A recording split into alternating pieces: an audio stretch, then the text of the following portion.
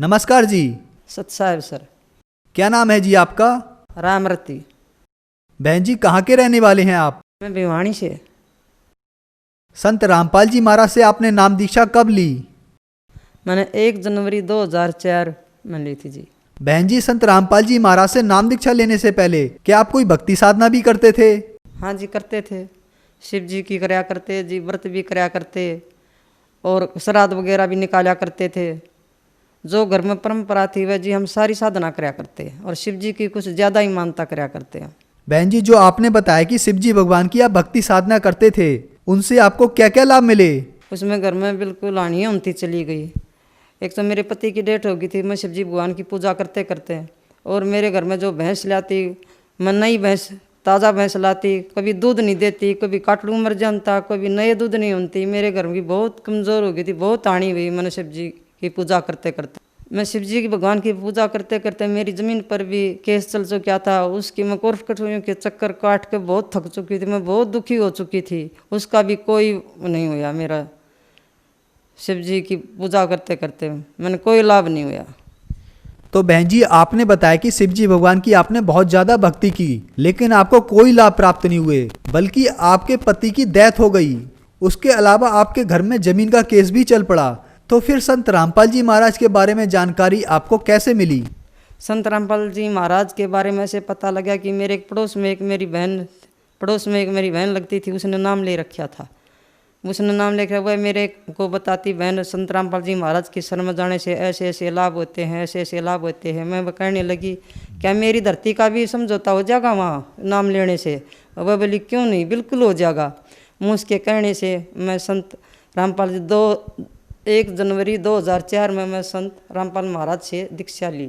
बहन जी आपने बताया कि आपको एक बहन ने कहा कि संत रामपाल जी महाराज की शरण में जाइए और आपकी जमीन का केस सुलझ जाएगा और संत रामपाल जी महाराज से आपको बहुत लाभ हो जाएगा। तो क्या संत रामपाल जी महाराज की शरण में जाने के बाद आपको कोई ऐसे लाभ की प्राप्ति हुई? हाँ जी मैंने बहुत लाभ हुए सर। पहले तो मेरी ज़मीन का केस था वे चल रहा था, तो मैं एक दिन उसे में बहुत तंग तो हो रही थी। एक दिन मैं संत रामपाल जी महाराज जी का सत्संग था, मैं सत्संग में परमात्मा के घर दंडोत प्रणाम करके रोने लगी। है परमात्मा, या तो इस ज़मीन का किसी भी तरह करा दो, या इसे बिकवा दो, या इसका समझौता करवा दो। परमात्मा मैंने से कोर्ट कचहरी के चक्कर काट के मैं थक चुकी हूँ। मैं ऐसे हमते वैसे परमात्मा ये कहकर संत रामपाल जी महाराज का सत्संग था क्रोध है, मैं वहाँ आ गई।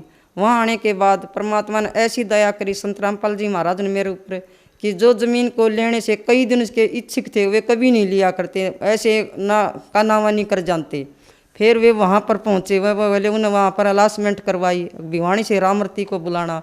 मैंने सोची क्या हो गया घर पर, मैं अच्छे ठीक ठाक से आई थी, मैं एकदम घबरा गई।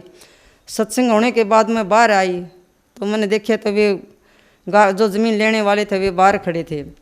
वह बोले, मैं बोली क्या भाई आपने अलासमेंट करवाई है? बोले हाँ जी आप हमने करवाई है। मैं बोलो भाई, मतलब आप ज़मीन लेनी साहब की। मैं बोली भाई तुम नहीं लेते, तुम मन वैसे दुखी कर रहे हो ना। बोला बहन जी आप आपकी ज़मीन हम लेने के लिए आए सा। सर जी ऐसा हुआ परमात्मा ने वही 10 मिनट में हमारी हाँ ना होकर हमारी फैसला वह वही ज़मीन का हमारा काम हो गया। मैं दे इतने का मन मोल बताया, वह बोली ठीक से कल आने का आपकी रजिस्ट्री करवा देंगे। वह अगले दिन मैं घर आई, वे अगले दिन मेरे घर आ गए पैसे लेकर, और मेरी ज़मीन की रजिस्ट्री पहले मेरे पैसे दिए, बाद में उन्होंने मेरी रजिस्ट्री करवाई। आज से उस दिन के बाद मेरे घर में कोई भी उस ज़मीन के बारे में कोई भी झगड़ा नहीं है। वे जिसकी ज़मीन पर हमारा केस चल रहा था वे मेरे घर पर आकर बिल्कुल माफ़ी मांग के गए। बोले भाई हमने आपके लिए गलत कर रखा था। सर जी मेरे पेट में बहुत दिक्कत रहती थी तो मैं उसे बहुत परेशान हो गई थी। मैं एक दिन पुनिया डॉक्टरनी है भिवानी में, मैं उसके पास गई, उसने मेरे से अल्ट्रासाउंड कराया, दवाई दी। वह बोली आपका ऑपरेशन होगा। मैं बोली ऑपरेशन तो मैं नहीं करवाऊंगी। नहीं बोली क्यों नहीं करवाओ? मैं कहा कितने पैसे लगेंगे पहले पैसे बताओ। वह बोली आपके 12,000 रुपये लगेंगे। मैं बोली इतने पैसे तो मेरे पास है नहीं। बोली पैसे तो आप कितने लगेंगे, कभी करवा लियो, आगे करवाओगे तो और भी ज़्यादा लगेंगे। मैं बोली ठीक से। मैं संत रामपाल जी महाराज का सत्संग था बरवाड़े आश्रम में, मैं वहाँ गई।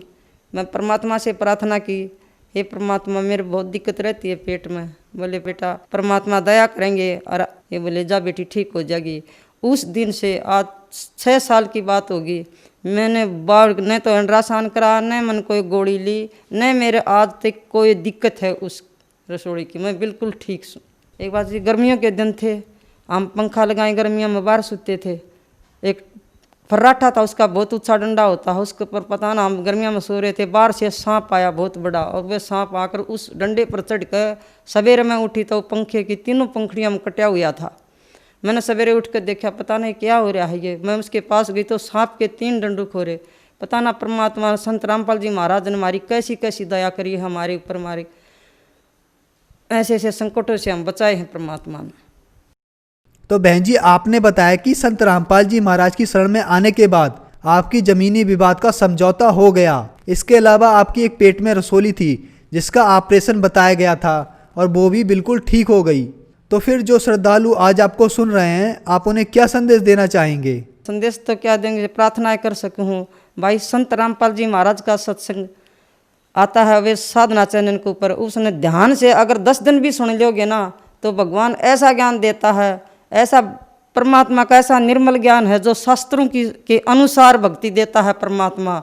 उससे वो लाभ तो क्या, परमात्मा हमें सतलोक भी ले जाएंगे और जीवन मरण का मोक्ष भी दिवाएंगे हमें, और घर की तो बहुत परमात्मा घर में तो बहुत सुख दे ही देंगे। आप सबसे प्रार्थना है संत रामपाल जी महाराज की शरण में और अपना कल्याण करवाओ। बहन जी, संत रामपाल जी महाराज की शरण में कैसे आ सकते हैं? संत रामपाल महाराज की शरण में टीवी पर बहुत से चैनलों पर सत्संग चलता है, उसके नीचे पीली पट्टी आती है, उनके ऊपर फ़ोन नंबर हैं, उन पर फ़ोन लगाकर आप दीक्षा ले सकते हो। बहन जी, आपने बताया कि आपने संत रामपाल जी महाराज से 2004 में नाम दीक्षा ली, उसके बाद 2006 में करौथा कांड हुआ और अभी 2014 में बरवाला कांड हुआ। इन दोनों कांड में मीडिया के द्वारा संत रामपाल जी महाराज के बारे में जो बताया गया वो बहुत ही उलट था, और जो आप लोग बता रहे हैं इन दोनों में बिल्कुल ही अंतर है। तो आखिर सच्चाई क्या है? जो मीडिया बोल रही है ये बिल्कुल झूठ है, ये बिल्कुल साजिश रची हुई है। वहाँ पर कुछ भी ऐसी चीज़ नहीं थी जो ये मीडिया और इतना घिनौना खिलौना संत रामपाल जी महाराज के ऊपर केस पर केस लगाई रखी है, बिल्कुल झूठे केस बनाए हुए से। वहाँ पर कुछ भी नहीं था ऐसा। सर पर एक सच्चा ज्ञान और सच्ची भक्ति, परमात्मा की भक्ति है वहाँ पर। वो ऐसा ज्ञान सारी धरती पर भी नहीं है। ऐसे संत रामपाल जी महाराज हैं, ऐसे पृथ्वी पर कोई संत नहीं है और नहीं आएगा। धन्यवाद जी। सत साहिब।